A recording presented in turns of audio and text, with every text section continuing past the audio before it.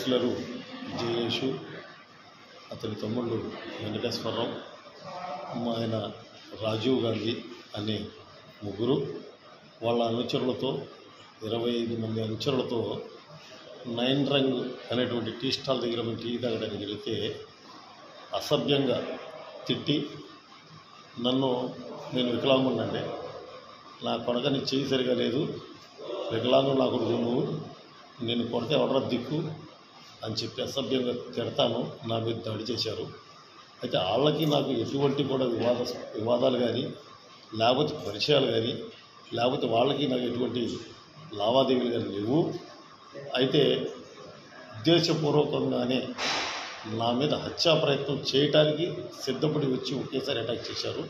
ఎందుకని మీ మీద హత్యా ప్రయత్నానికి వచ్చారండి? అయితే నాకైతే తెలియదు, నాకు అసలు వాళ్ళకి పరిచయం లేదండి. అసలు ఏ పార్టీ హత్యా ప్రయత్నం చేయటం జరిగింది. వాళ్ళు 25 మంది కలిసి ముక్కుమడి దాడి చేయడం జరిగింది.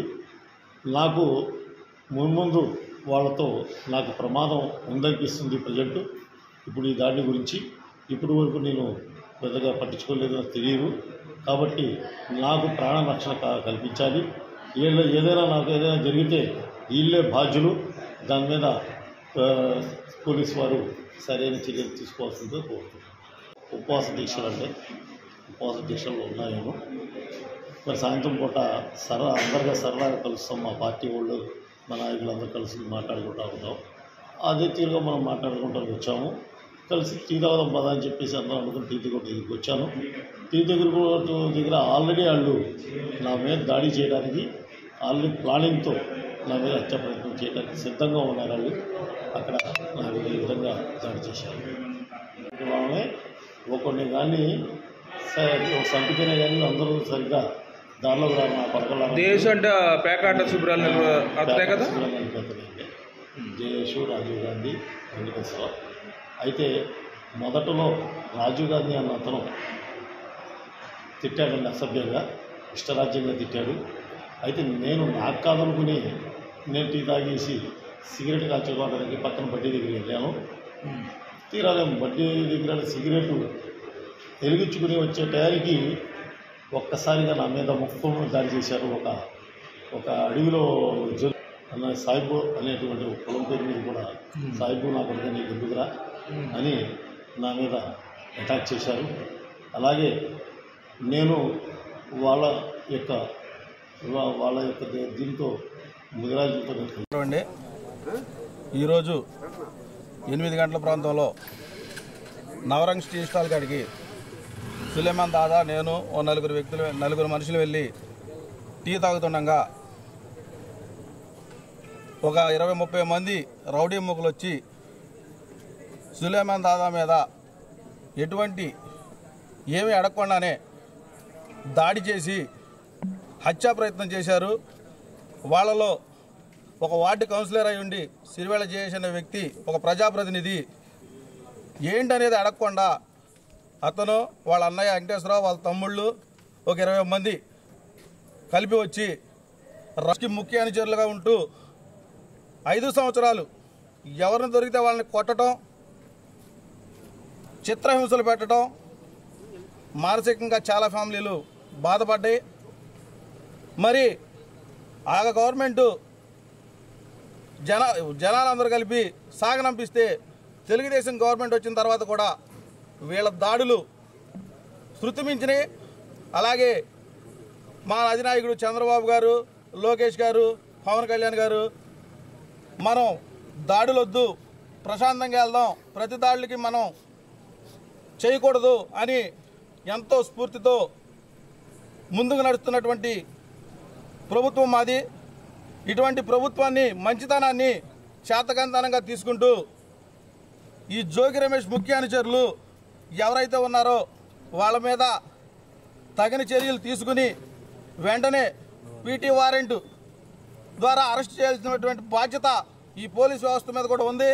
ఎందుకనంటే వీళ్ళు గతంలో కూడా చంద్రబాబు నాయుడు గారి ఇంటి మీదకి వెళ్ళినటువంటి వ్యక్తుల్లో జోగి రమేష్కి ప్రథమ అనుచరులు వీళ్ళు. అంటే ఈరోజు ఏదో జోగి రమేష్ని పెడం తీసుకొద్దామని, మళ్ళీ అరాచకాలు సృష్టిద్దామని ఒక నెల రోజుల నుంచి ఇదే పనిగా పెట్టుకుంటూ వీళ్ళు నడవడిక ఉంది. అలాగే ఎక్కడైతే దాడి జరిగిందో నవరంగ్ టీ స్టాల్ దగ్గర సీసీ ఫుటేజీలు కూడా ఉన్నాయి. పవిత్రమైన రంజాన్ మాసంలో ఉపవాసాలు చెల్లించిన తర్వాత టీ తాగుదామన్నటువంటి వచ్చినటువంటి ఒక వికలాంగుడు అతని మీద దాడి చేయడం ఎంతవరకు కరెక్ట్ అని చెప్పి దీన్ని తీవ్రంగా ఖండిస్తున్నాం. అక్కడ కొంతమంది అడ్డుకొనకపోతే ఈ పాటికి చనిపోయి ఉండేవాడు. నిన్న పొంగనూరు హత్య గడవక ముందే ఇవాళ పెడల్లో ఇంకొక దాడి. చంద్రబాబు గారు మీరు చెప్పినట్టుగానే మేము మౌనంగానే ఉన్నాం, ఎదురుదాడి చేయటం లేదు, మీ అడుగుజాడలో నడుస్తున్నాం. ఇటువంటి రాక్షసుల్ని మరి ఎంతకాలం మనం భరించాలి? గవర్నమెంట్ మనదుండా సరే రాక్షసుల్లాగా విరుచుకుపడుతుంటే మౌనంగా కూర్చోమంటారా? గతంలో ఏదైతే 5 సంవత్సరాలు వీళ్ళు రౌడీజం చేశారో దాన్ని కొనసాగిస్తూనే ఉన్నారు. మరి పోలీసు వారు చర్యలు తీసుకుని మరి ఇప్పటి వరకు కూడా అరెస్ట్ అనేది జరగలేదు. మరి కాలయాపన చేస్తున్నారు. దాని మీద కూడా వెంటనే చర్యలు తీసుకోవాలని చెప్పి కోరుకుంటున్నాం. చెప్పండి. ఈరోజు పెనాటంలో జరిగిన ఘర్షణ చాలా దురదృష్టం. ఎవరైతే గూండాలు గత ప్రభుత్వంలో గూండాలుగా చేశారు, ఈ ప్రభుత్వంలో కూడా వైసీపీ లీడర్స్ కార్యకర్తలు కొంతమంది, టీడీపీ ఒక కార్యకర్తని, అతను ఒక హ్యాండిక్యాప్ దాదా గారు, అతను ఏదో రంజాన్ పండుగ నమాజ్ చదువుకొచ్చి ఆకలేస్తుంది టిఫిన్ చేయడం అని టీ షాప్ దగ్గర ఆగి టీ తాగుతుంటే అతని మీద కొంతమంది గూండాలు, వైసీపీ గూండాలు చాలా దారుణంగా కొట్టి అతను ఎన్నిపూస ఇరిగిపోయేలా కొట్టారు. దీన్ని పోలీసు వారిని ఒకటే కోరుకుంటున్నాను, చంద్రబాబు గారు, కొన్నిదల పవన్ కళ్యాణ్ గారు, డిప్యూటీ సీఎం పవన్ కళ్యాణ్ గారు, నేను ఒకటే అంటున్నాను, ఆయన మీ సహనంగా ఉండండి. వాళ్ళు ఎన్ని ఎదవలేసి చేసినా మీ చట్టంని ముందు గౌరవం ఇచ్చండి అన్నారు. ఆ చట్టం మీద గౌరవం ఉంది కాబట్టి ఈరోజు జనసేన కార్యకర్తలు, టీడీపీ కార్యకర్తలు 100 మంది వచ్చినా పోలీస్ వ్యవస్థకు మీకు గౌరవం ఇస్తున్నాం కాబట్టి ఈరోజు ఇక్కడ ఉన్నాం. కాబట్టి లేదంటే వైసీపీలో ఒక్కొక్క నా కొడుకు తాట తీసేసేవాళ్ళం. ఎందుకంటే చట్టం మీద మన గౌరవం ఉంది కాబట్టి ఈరోజు కూడా మేము పోలీసు వాళ్ళని గౌరవిస్తున్నాం. అందుకోసమే న్యాయం చేస్తారని, దాదాభాయ్ గారి న్యాయం చేయాలని మనస్ఫూర్తిగా కోరుకుంటూ అస్సలాము అలైకుం, జై హింద్. ఈ గాంధీ అన్న అతను జోగు రమేష్ అనుచరుడు. ఆయన సపోర్ట్ తీసుకుని గత 5 సంవత్సరాల్లో ప్యాకెట్ అడిచాడు.